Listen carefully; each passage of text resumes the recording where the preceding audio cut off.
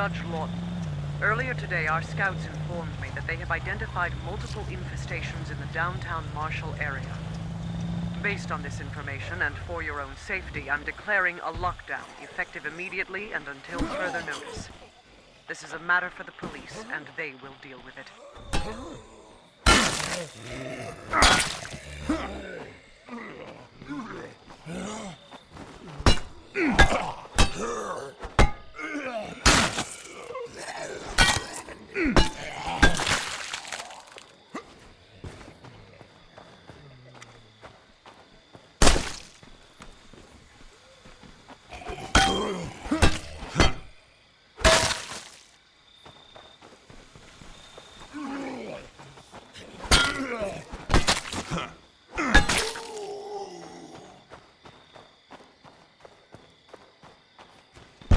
We've got this place locked down.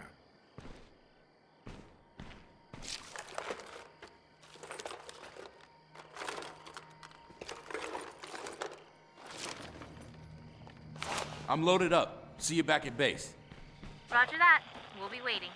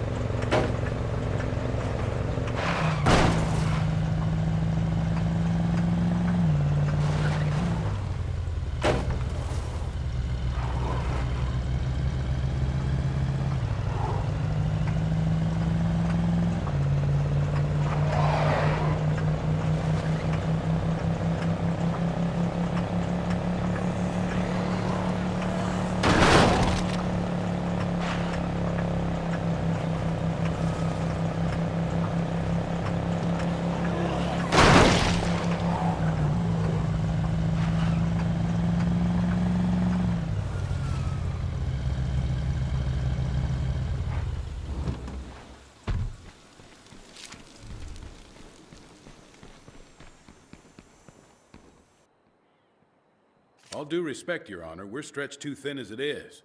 You got half my guys guarding the dispensary instead of out there pushing these things back. I understand the difficulties, Sheriff, but I don't know what you expect me to do about it.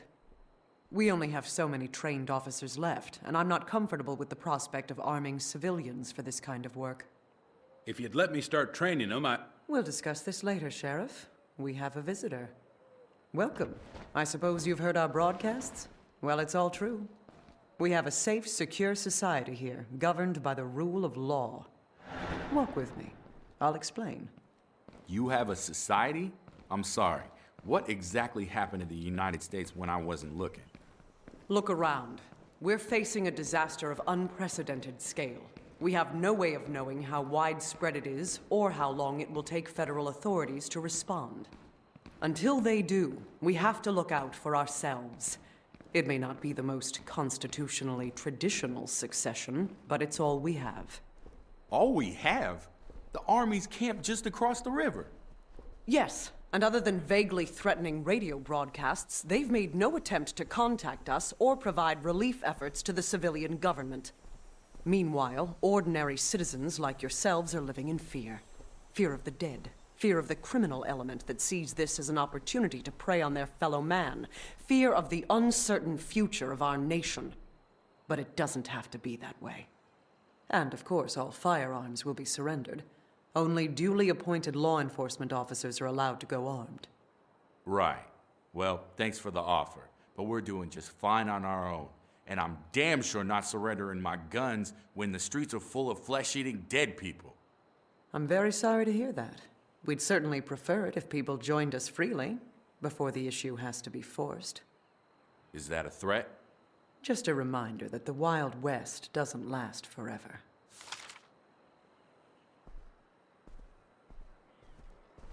don't take it personal. She's under a lot of strain. We're penned in pretty good by these things, and like you might have heard, we're short-handed. Tell you what, help me clear some of these problem areas out, and I'll vouch for you. Put in a good word, maybe set up some kind of trade arrangement.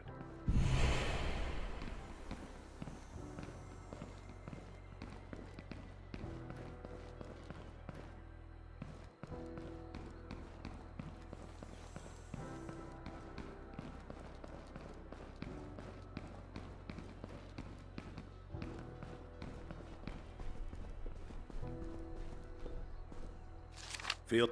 Happy to help. Hope you're geared up. We've got a few infestations to deal with.